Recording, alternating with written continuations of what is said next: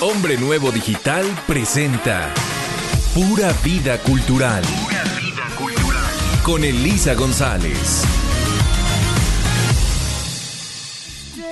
Hola, ¿qué tal, queridos amigos? Aquí estamos ya disfrutando la pura vida cultural.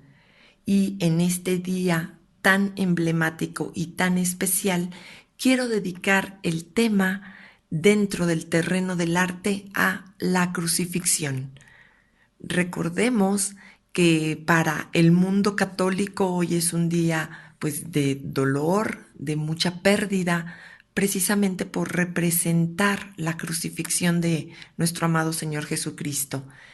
Quiero agradecer antes de iniciar pues a los micrófonos de Hombre Nuevo que como cada ocasión nos brindan este espacio para poder compartir con ustedes y me ha parecido pues muy adecuado, pues no solo como una forma de respeto, sino porque es un tema recurrente y muy importante en la historia del arte. La resurrección, al igual que la crucifixión, pues son temas que se tratan constantemente, así que en honor a ello, el día de hoy estaré hablando de la crucifixión y el próximo domingo de la resurrección como temáticas en el arte universal y a lo largo de la historia. Recordemos que la crucifixión tuvo lugar en el Monte Calvario. El nombre Gólgota significa lugar de la calavera. Jesús murió en la denominada hora nona, que son las 3 de la tarde del Viernes Santo, y los personajes que se incluyen en la escena, además de Jesús, suelen ser variados e incluir un número creciente de personajes. Las fuentes de la imagen son los evangelios canónicos y hay variantes y otras definiciones de que en ocasiones aparece Cristo solo, en otras ocasiones se habla de crucifixión o Cristo en la cruz y se puede definir como lanzazo la herida que produce el Longino, mientras que las imágenes populares con personajes esculpidos pues se definen como Calvario en general.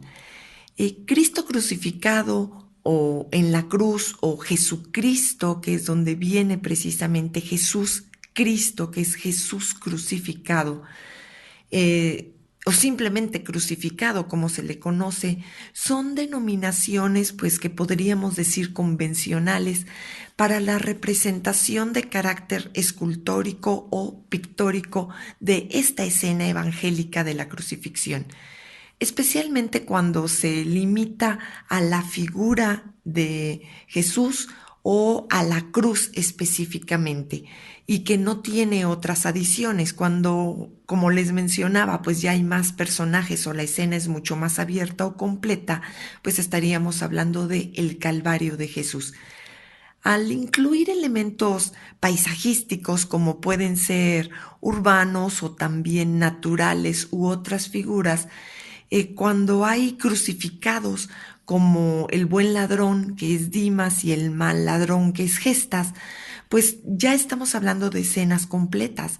Asimismo, tenemos escenas de las Marías, que estamos hablando de la Madre de Dios y María Magdalena que le acompañan en este Calvario, las del discípulo cuando tenemos a Juan, y a esta escena se le denomina Stabat Mater.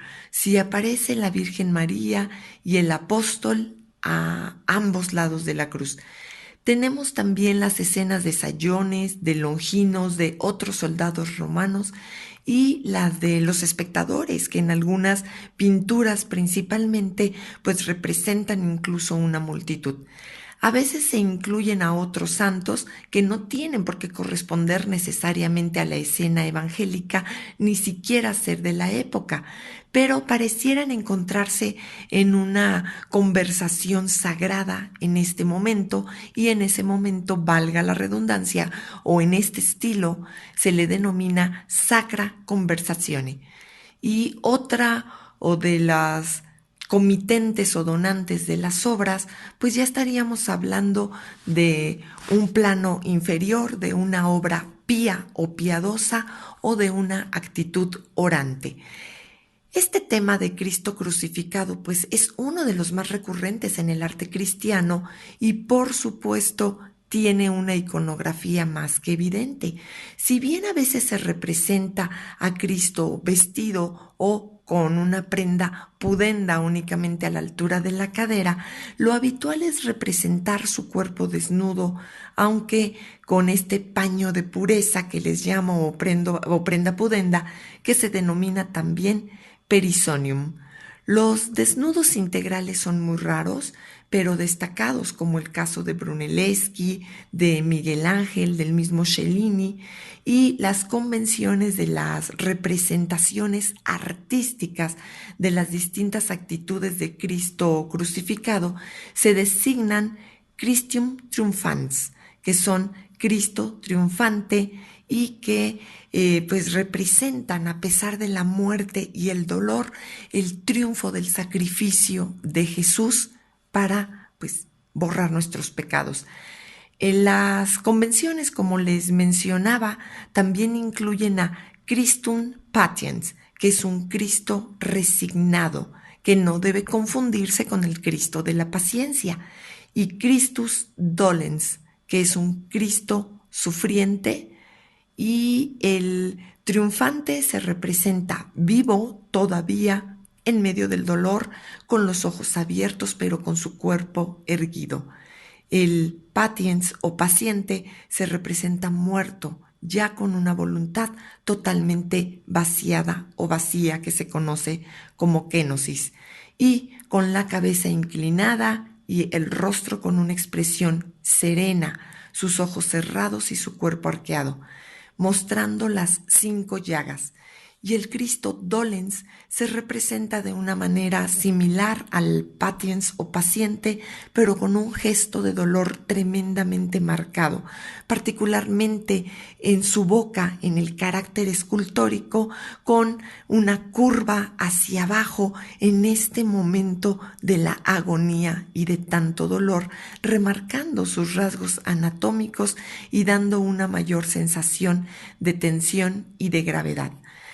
Dentro, o bueno, si tenemos que hacer un listado impresionante o importante de Cristo crucificado, por supuesto tendríamos que viajar a todas partes del mundo con las diferentes representaciones, como el crucifijo del Santo Espíritu de Miguel Ángel, que se realizó en el año de 1492 con este estilo totalmente renacentista, con un cuerpo erguido señalando al Espíritu Santo que posee ya a Jesús. Tenemos también, de acuerdo con la tradición piadosa, el Volto Santo de Luca, que se atribuye a Nicodemo y que existe una talla actual del taller de Benedetto Antelami del siglo XIII. Por supuesto, la que tenemos en la actualidad es una réplica de ese siglo XIII, porque se cree que la original llegó en el año de 742.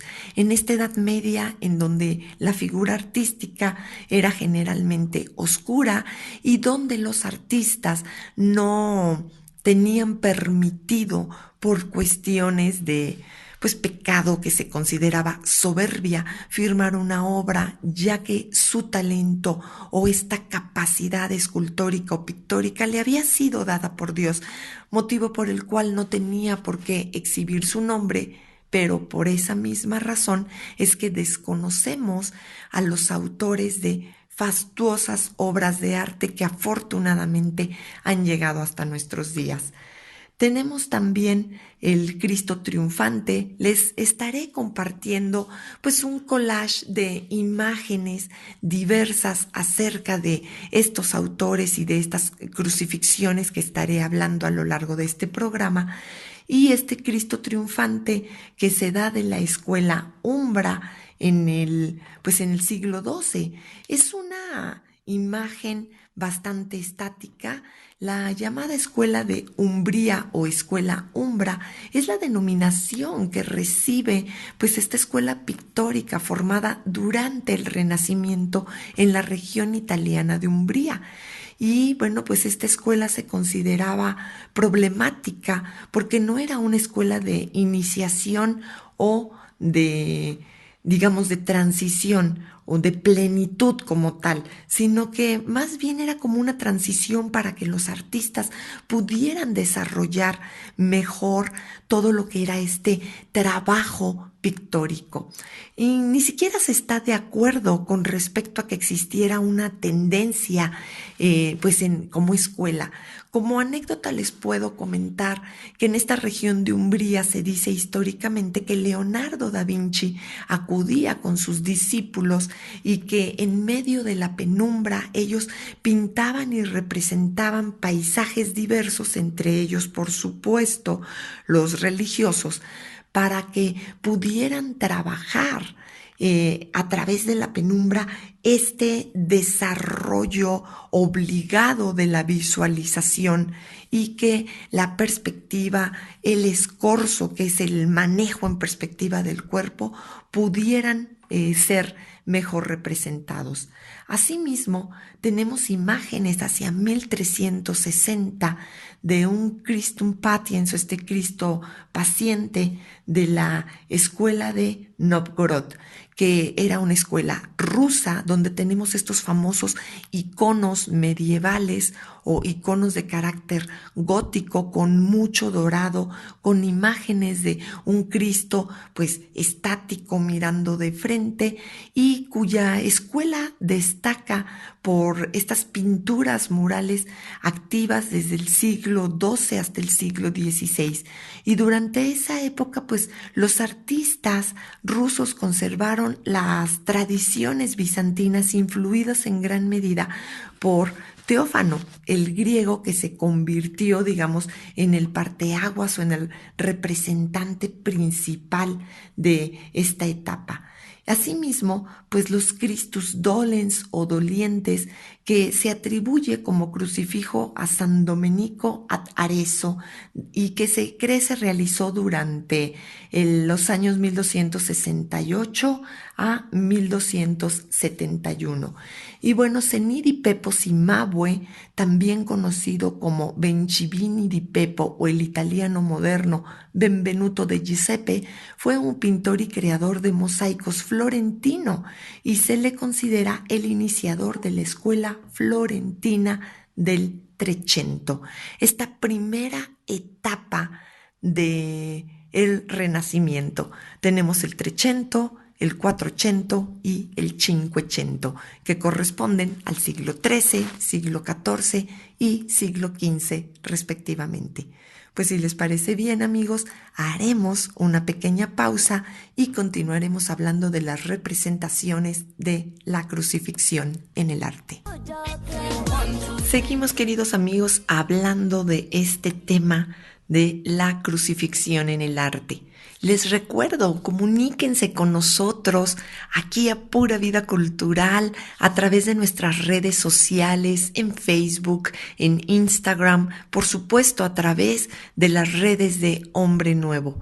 Asimismo, les recuerdo que tenemos un WhatsApp en la agencia donde los estaremos atendiendo, que es el 55 36 75 6059.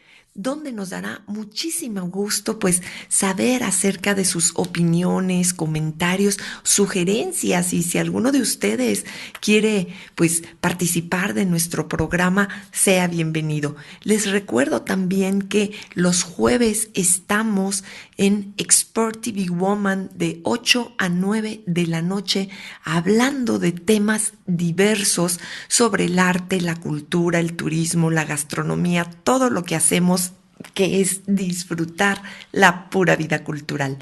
Asimismo, de forma personal, pues les recuerdo que me encuentran también en mis redes, que es una página de Facebook, una fanpage, Elisa González. Elisa con S, González las dos con Z, y también estoy en Instagram como elisagonzalez.pvc, PVC de Pura Vida Cultural y me encantará estar en contacto con ustedes.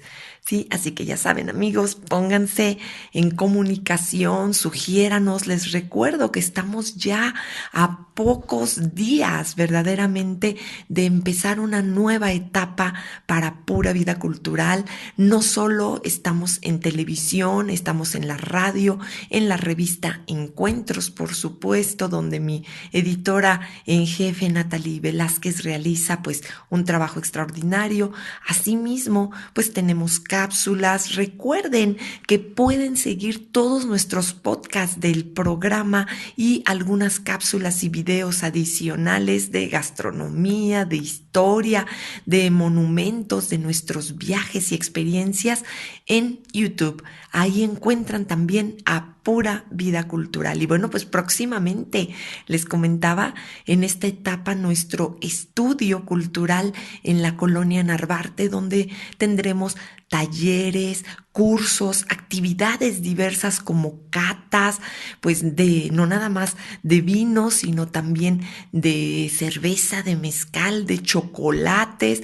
Y bueno, pues estaremos teniendo pues experiencias culturales. Yo soy directamente la encargada de toda la parte de arte, historia y por supuesto de manera paralela, como saben ustedes, mi formación en el arte de la publicidad y la mercadotecnia.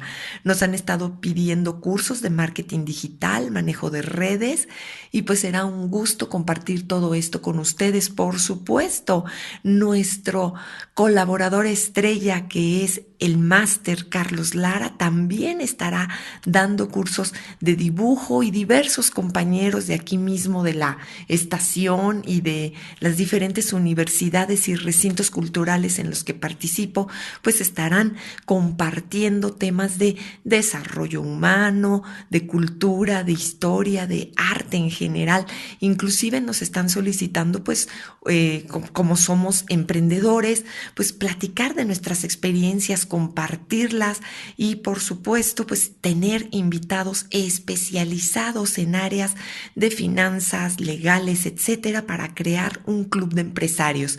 Les recuerdo que también tenemos un espacio para coworking por si quieren dar algún taller, un curso, actividades diversas, clases de yoga, de reiki. En general estaremos hablando de que es un espacio pequeño, pero destinado totalmente al arte y la cultura. Pues estaremos en la colonia Narvarte y no se pierdan nuestras redes ya en los próximos días con las fechas y con las propuestas, así como por supuesto las visitas guiadas dentro y fuera de la Ciudad de México. Y pues continuamos ya con nuestro tema que son, que es la crucifixión en el arte. Las representaciones escultóricas que podemos entender como la cruz adornada con la efigie de Cristo crucificado, pues se denominan crucifijo, especialmente para efectos totalmente devocionales, lo cual es muy importante y pues tienen todo tipo de tamaño, desde las pequeñas que utilizamos como joyas para llevarlas en el cuello y a otras de tamaño natural o de una escala muy similar, pero también existen las colosales. Dentro de las iglesias, pues es muy habitual que se tenga un crucifijo destinado para el altar mayor y ante él muchas veces pues tenemos una crux triunfalis, que es esta cruz triunfal, como pieza aislada, o también encontramos en la escena de la crucifixión pues englobada en todo un retablo.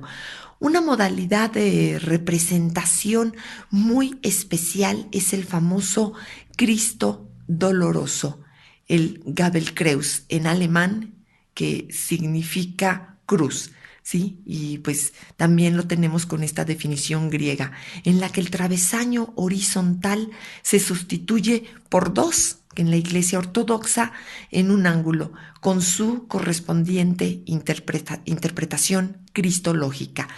Esto, recuerden que en la historia del arte nosotros analizamos los temas no solo desde la perspectiva católica contemporánea, sino desde las representaciones históricas que han conformado al mundo como lo conocemos, con respeto a las religiones, a las variantes, pero por supuesto pues apegados a nuestra fe católica aquí en México. Dentro de estas representaciones destacan muchas de diferentes tiempos, pero bueno, entre ellas, y les digo que les voy a ir compartiendo estas imágenes en un collage, sí, pues, o en una serie de imágenes diversas para no cansarlos tanto, sobre todo en Facebook. Y en Instagram haremos pues también una liga para que puedan dirigirse a toda esta información. Se hizo en The Cloisters una reconstrucción de un altar. Este es un museo situado en Fort Tryon Park en Nueva York y el edificio pues es una subsede o una rama del Museo Metropolitano de Arte y que en el año de 1930 pues se realizó una reconstrucción a partir de los elementos arquitectónicos de varias abadías medievales europeas. Entonces, es como una parte del medioevo inserto en Nueva York y se utiliza pues para exponer piezas artísticas.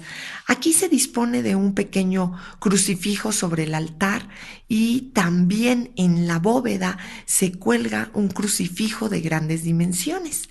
Se tienen también pues algunos aspectos góticos como Wissembourg, que es el crucifijo del altar mayor.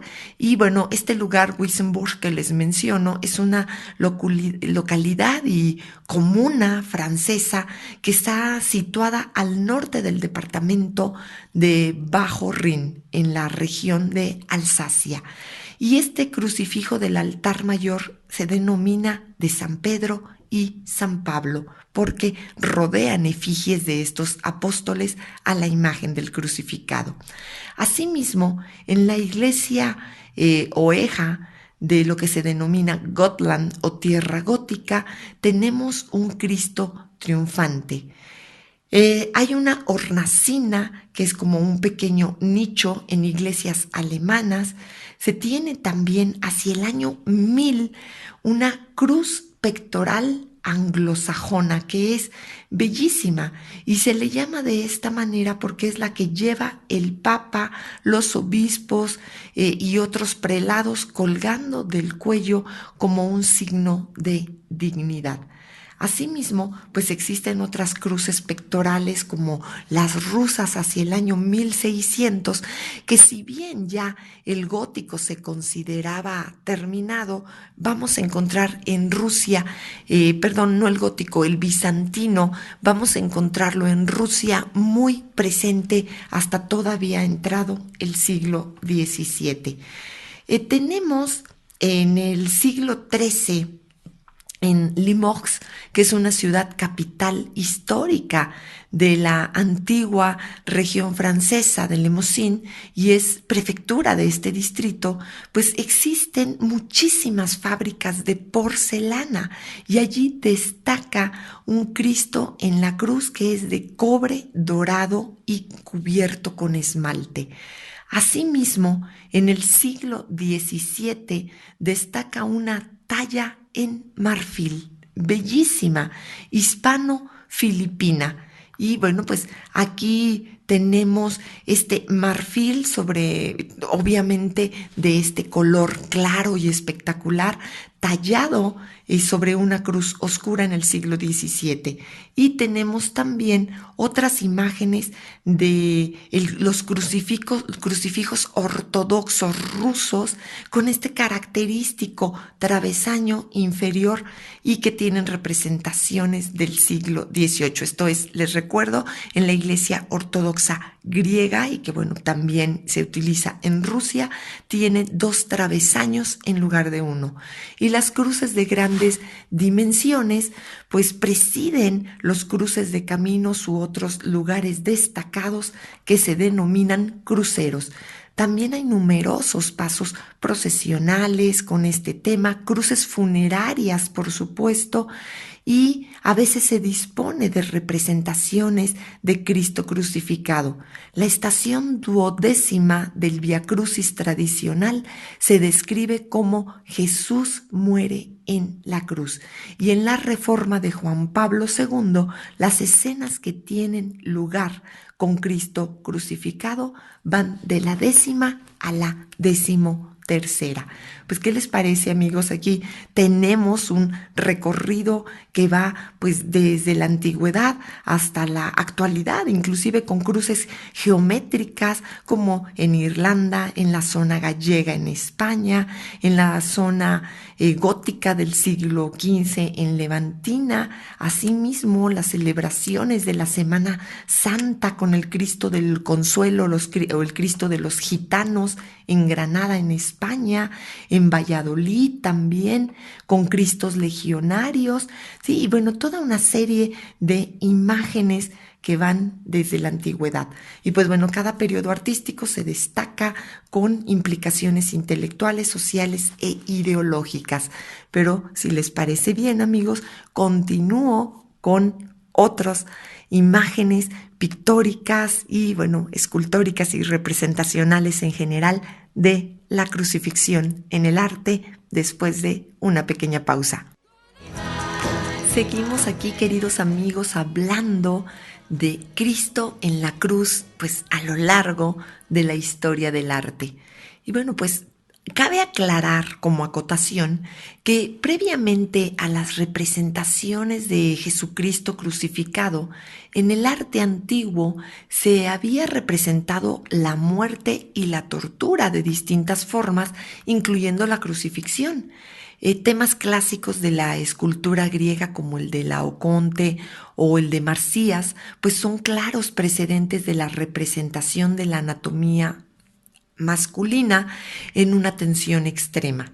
Sin embargo, hablando específicamente de lo que es la imagen de Jesús, pues tenemos que irnos hacia la etapa paleocristiana, que es esta primera representación o las primeras representaciones del cristianismo. Y el arte paleocristiano de la antigüedad tardía, pues no es un tema muy tratado en realidad. La figura de Cristo se acompaña de la cruz, pero no necesariamente representa su muerte. Y hay paneles de marfil que se cree que proceden de Roma hacia el año 420 o 430 y es considerada la primera representación narrativa de la crucifixión. Además, pues en la imagen de la crucifixión no solo está Cristo crucificado, sino que se identifican otros personajes como Longinos, la Virgen, San Juan, y en una escena separada incluso llega a tratarse el tema del suicidio de Judas. Recientemente, hace un poco más de una década, en el año 2006, se publicaron algunos restos de carácter arqueológico del yacimiento de Iruña Velea. Sin embargo, bueno, pues estos restos cabe aclarar que se denominan polémicos. Si se pudiesen verificar que datan verdaderamente del siglo III, como los responsables de esta excavación defienden a ultranza, pues serían la primera representación de un calvario, aunque para muchos expertos, historiadores, arqueólogos y por supuesto personas dentro de la Iglesia Católica, pues está en tela de juicio o existe duda acerca de su autenticidad. En el arte bizantino en la Edad Media, el tema de la crucifixión se desarrolla ampliamente. Especialmente vamos a tener mosaicos o iconos y se van a dar en la Roma oriental o en el Imperio Romano Oriental. Y estamos hablando de Bizancio, actual Turquía, pero también estamos hablando de Rusia como tal. Y en general durante la Alta Edad Media fue más habitual la crux gemata, que es el crucifijo decorado con piedras preciosas o esta cruz llena de gemas, incluso en una representación pictórica. Por supuesto, no incluía las gemas, pero se representaban estas piedras preciosas, principalmente en estos pequeños iconos o crucifijos de Rusia o de esta Rusia bizantina, que tenía una gran belleza. Asimismo, se han encontrado cornalinas, que son pequeñas figuras en forma semirredonda, talladas del siglo IV, que parecieran unos sellos, tallas de la puerta de la Basílica de Santa Sabina en el siglo VI. Y bueno, Santa Sabina al Aventino es una basílica en Roma, en Italia, es el centro de la orden dominica, y su cardenal sacerdote es Joseph Tonco, y Santa Sabina se encuentra en la plaza de Pietro di Liria, en el Aventino, a las orillas del río, pues cerca de los cuarteles generales de los caballeros de Malta. Y bueno, pues es el único ejemplo que permite observar pues esta talla en las puertas que les mencionaba, donde viene la crucifixión con Cristo, Jesucristo, Dimas y Gestas. Asimismo, se tienen ilustraciones del Evangelio Rábula hacia el año 586, que se considera siriaco y es la primera representación de Cristo en la cruz en un manuscrito iluminado. Algo muy interesante es que estos manuscritos iluminados eran textos que se decoraban ricamente con pintura y se les daba un tono dorado con polvo de oro y barniz, y que evidentemente, al estar expuestos a la luz principalmente de las velas al interior de las bibliotecas o de los grandes lugares donde se encontraban los seminaristas y los monjes, así como los sacerdotes y clérigos en general, pues parecía iluminarse. Se tienen también frescos como el de Santa María Antigua, que es una iglesia católica con esta advocación mariana, construida en el siglo V en pleno foro romano, y durante mucho tiempo pues fue el acceso monumental a los palacios imperiales del Palatino, y este es el monumento cristiano más antiguo del foro y que contiene una colección única de pinturas de carácter italo-bizantino hacia el año 741 a 752. Se tienen también representaciones como Cristos prerrománicos del siglo IX. Y aquí, bueno, pues en esta etapa prerrománica, que estamos hablando de la Edad Media, donde existe este estilo, paleocristiano, luego viene también el románico, y en este románico nosotros vamos a encontrar construcciones muy gruesas, como si fueran grandes castillos, y esta etapa transicional llamada prerrománica, donde se tienen cristos que parecen un tanto burdos en su conformación, pero que sin duda alguna representan la fe de la misma forma. Hay manuscritos del siglo IX, como el Psalterio Clodov, y es una denominación historiográfica de un manuscrito iluminado que contiene denominaciones marginales, ¿sí? Porque tiene como algunas anotaciones al margen, cuya realización se ha datado a mediados del siglo IX en Constantinopla, y que es una muestra verdaderamente excepcional del arte bizantino. Asimismo, se tienen cruces relicario que probablemente se utilizaron para estos fines en un fragmento de la Vera Cruz o la Cruz Verdadera en el siglo X en la zona anglosajona.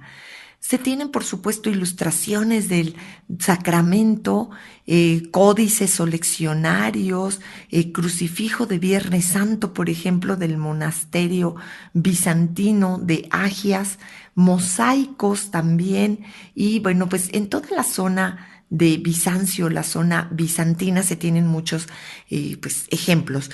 En el románico y el gótico, que por supuesto pertenecen también a la Edad Media, pues el tema en el arte es tratado de una forma muy hierática, esto es muy respetuosa, muy seria, sin mucha expresión ni de dolor, agonía o de felicidad, ¿sí? Jesús aparece como Cristo en majestad, vencedor sobre la muerte y completamente vestido a pesar de estar en la cruz o en todo caso muy solemne. Al hacerse de una forma más naturalista en el gótico, pues Jesús aparece sufriente, habitualmente desnudo, cubierto únicamente por este perisonium que les había dicho, o paño de pureza o prenda pudenda. Para el tema iconográfico, pues también se tratan de una manera muy devocional los clavos de Cristo y se utilizan 4 clavos, 2 para sus manos y 2 para los pies, pero cada pie pues es en un clavo diferente, mientras que en el gótico se suele representar solo con 3, haciendo que un pie esté sobre el otro, lo que obliga a una pierna a doblarse de una forma diferente a la otra y romper la simetría. Otros símbolos de la crucifixión o de la pasión, Arma Christi, o alma cristiana, se fijan en la época medieval y están relacionados con el momento concreto en que se clava a Jesús en la cruz. Y se tiene una escalera, una tenaza, un martillo, además de otros elementos que aparecen durante la crucifixión, como esta dolorosa lanza de Longinos y la esponja con agua y vinagre, que verdaderamente no solo es dolorosa, sino también humillante. La corona de espinas, que es un motivo, por supuesto, muy usual en la crucifixión, un símbolo más genérico de la pasión de Cristo al asociarse con escenas anteriores, y bueno, la flagelación de Cristo y el exe homo, sí, que es la traducción que en la Vulgata latina se dio al pasaje del Evangelio de San Juan, que en griego original, bueno, trata de las palabras pronunciadas por Poncio Pilato, este gobernador romano de Judea, cuando presentó a Jesús de Nazaret ante la muchedumbre y bueno, tuvo la osadía de lavarse las manos. También se fijó convencionalmente el uso de una cartela con las siglas INRI o INRI, que es las siglas de la frase italiana Iels Nazarems Rex Ibaderum, la cual se traduce al español como Jesús de Nazaret, Rey de los judíos. Y bueno, pues se trata de un monograma, un acrónimo de esta versión latina de la frase, que según el Evangelio de San Juan habría sido colocada en la parte superior de la cruz. Asimismo, en la pintura italiana medieval fueron característicos los crucifijos pintados, a los que se añadían también otras escenas en pequeños recuadros.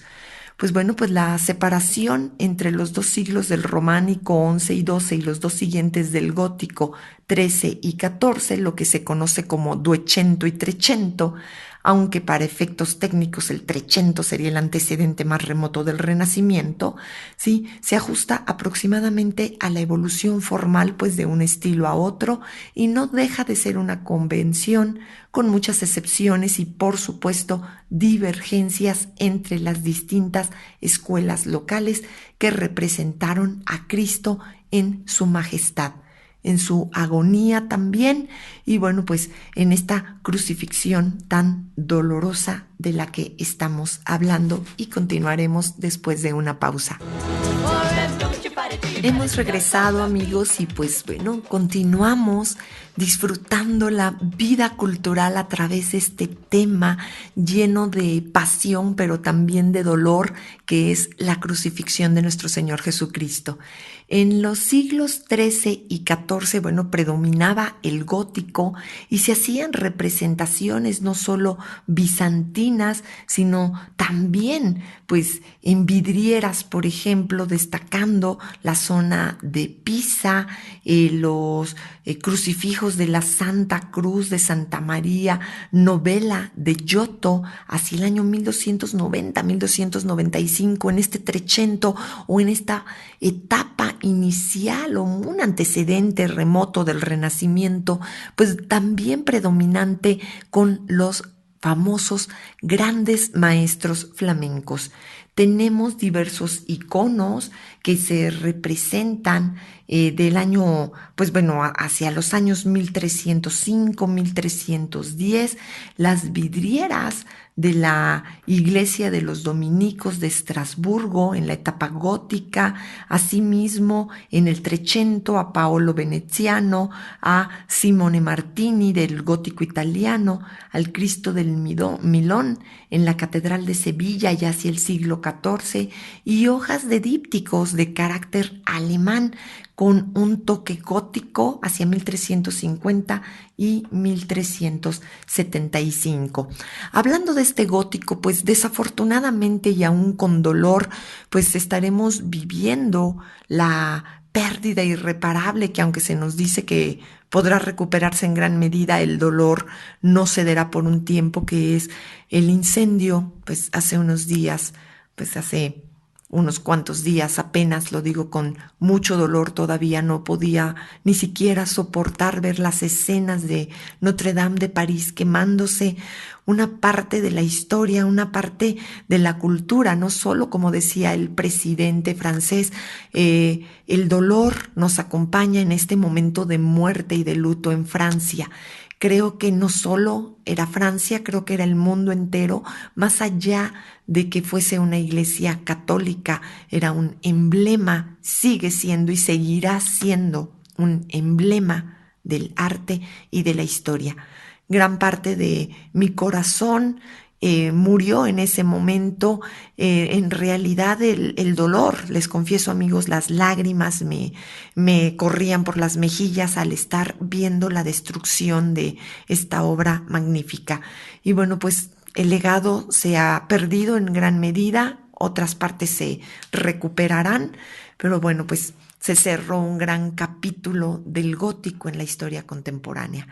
Y pues el arte en la Edad Moderna, continuando con esto, pues podemos hablar de la Edad Moderna no como lo que tenemos en nuestros días, sino estas divisiones de la historia del arte, donde el arte antiguo es del Imperio Romano hacia atrás, el arte de la Edad Media, por supuesto, estos 10 siglos, y el arte de la Edad Moderna del siglo XV hasta la actualidad. Y pues este siglo XV significó un periodo transicional desde el medioevo hasta la Edad Moderna, y las convenciones del tema de Cristo crucificado que se habían fijado desde la etapa gótica, pues fueron objeto de diferentes adaptaciones a nuevas técnicas, nuevos artistas, como la perspectiva italiana perfectamente trabajada por Masaccio o el óleo flamenco por Van der Weyden. Se tienen, por ejemplo, transiciones entre el gótico internacional y el renacimiento italiano en esta etapa denominada Quattrocento, y tenemos a Masaccio, tenemos la Trinidad del Renacimiento italiano también, a Fra Angelico también de esta etapa con su crucifixión, el crucifijo de la Santa Croce o de la Santa Cruz llamado Contadino, que es o que traducimos como campesino, de Donatello en el Renacimiento italiano, en esta etapa previa, ¿sí? Donde vamos a tener a Masaccio, a Piero della Francesca, a Donatello, al mismo Leonardo da Vinci, antes de que se formara todo este concepto de los tres grandes del Renacimiento, Leonardo, Miguel Ángel y Rafael.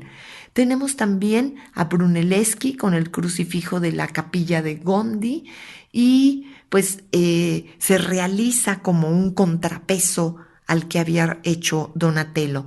El crucifijo de la Basílica del Santo del mismo Donatello, y bueno, Paolo Uccello, Antonello, perdón, de Messina, Andrea Mantegna y Botticelli. Si bien a Botticelli lo ubicamos en ya esta etapa muy tardía del 480, con una tipología de tronum gratiae o un trono de gracia, pues vamos a encontrar a la representación artística de este gran autor como muy importante. Si bien a él lo ubicamos más, les comentaba, con el nacimiento de Venus o la alegoría a la primavera, la realidad es que su crucifixión también es digna de mención. Tenemos obras góticas como Justo de Gante en un renacimiento inicial flamenco o ítalo flamenco, el Bosco con un gótico final, Bartolomé Bermejo en la misma etapa, al igual que el retablo de la Cartuja de Miraflores, el Cristo del retablo de la Capilla de San Gregorio, Juan de Flandes en el gótico final o renacimiento inicial español, lo que conocemos como un hispano flamenco, maestros de Budapest, en Alemania también, ¿sí? Entonces, esto nos va a llevar hacia el siglo XVI, donde ya entramos al Renacimiento en pleno y por supuesto tenemos el 480 de finales y el Cinquecento inicial. Recordemos que el Renacimiento pues se da a finales de este siglo XV y principios del XVI, prácticamente los primeros 25 años, y a partir de 1525 a 1530 aproximadamente vamos a tener un estilo que algunos consideran derivado del Renacimiento y otros el inicio del Barroco, pero que apegándonos a la justicia tiene aportes suficientemente importantes para ser considerado como un estilo transicional propio, y que es el manierismo o la representación a la maniera de los grandes artistas del Renacimiento. Tenemos a Leonardo, por ejemplo, en este siglo XVI, que dentro de Italia pues fue el único que no pintó ningún crucificado, aunque sí un Cristo cargando la cruz. Rafael, Miguel Ángel, Tiziano, este último considerado más bien manierista, sí tienen Cristos crucificados. Y bueno, con el llamado Renacimiento nórdico, que se da al norte de los Alpes, principalmente en la zona francesa, vamos a tener también una gran influencia con los artistas y este alemán, Alberto Durero, que viajaba desde su país constantemente a Francia y a Italia, pero que también pues estuvo con Aldorf Ferder, con Grunwald, y bueno, pues este último flamenco, pues se tiene una imagen muy presente de Cristo crucificado. La Reforma Protestante, que supuso una radical ruptura en la representación iconográfica de la Virgen y los santos, centró la pintura religiosa precisamente en la representación de Cristo crucificado, en ocasiones inclusive muy vinculada, pues de manera profana, si queremos verlo así, a la propia figura de los reformadores. Y bueno, pues aquí destaca, como les mencioné, Durero, pero tenemos también a Luca Signorelli, a Piero di Cosimo, a Rafael durante este renacimiento pleno en el Cinquecento, y por supuesto Andrea del Sarto.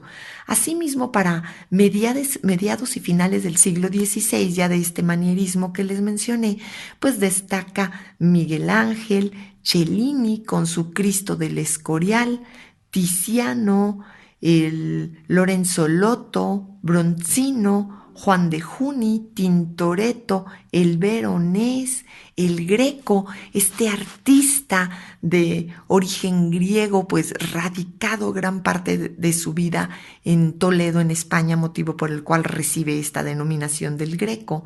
Tenemos a Lucas Cranach el joven, Y bueno, pues tenemos grandes representaciones que nos van a llevar hacia el siglo XVII y comienzos del XVIII, donde tras el Renacimiento pleno se da el manierismo, el barroco y el clasicismo, posteriormente conocido también como neoclásico y academicismo, donde se continúa la representación tradicional iconográfica medieval, cuyo digamos, estilo se fue adaptando a las convenciones formales de cada país, con una oposición pues bastante visible al ser tendencias pendulares y que a veces se da una mayor o se hace, mejor dicho, un mayor o menor énfasis en el intelecto o en los sentidos. Y aquí destacan Rivera, Rubens, Rembrandt, por supuesto, Gregorio Fernández, Antonio Ruiz Gijón, Velázquez, por supuesto, cómo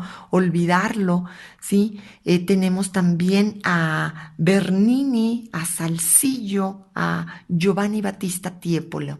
Y en la edad contemporánea, ya de finales del siglo XVIII, pues las representaciones religiosas dejaron de ser dominantes como tal. Y bueno, se continúa con numerosos encargos y tenemos a Antón Rafael Mengs, tenemos a Goya, por supuesto, increíblemente a este gran pintor del imperio napoleónico que fue Jacques Louis David, y tenemos también a José Luján Pérez, a Delacroix, sí, de la libertad guiando al pueblo. En el romanticismo tenemos a Caspar David Friedrich, tenemos también a León Bonnard en el realismo y bueno, pues Paul Gauguin en el postimpresionismo. Ya en el siglo XX va a destacar de manera verdaderamente fastuosa Salvador Dalí con su Cristo, con un escorzo de picada en un cuadro denominado Cristo de San Juan de la Cruz, o sobre una cruz en forma de hipercubo en corpus hipercubus. Sí, realmente Cristo pues ha tenido representaciones diversas, populares, también en el cine, y se ha hecho una gran paráfrasis de este tema visual, que es la explicación con palabras propias o contenido propio, donde vienen pues los fusilamientos de Goya con este hombre abriendo los brazos en señal de reto, pero también en señal de crucifixión y muerte. Y bueno, pósters que se hicieron en diferentes propaganda, caricatura política y espectáculos diversos, ¿sí? Pues esas han sido de manera general las representaciones de la crucifixión. Pues queridos amigos, seguimos el domingo hablando de la resurrección en el arte. Les recuerdo que soy su amiga Elisa González y soy Pura Vida Cultural. Hombre Nuevo Digital presentó Pura Vida Cultural con Elisa González. Nos escuchamos la próxima semana.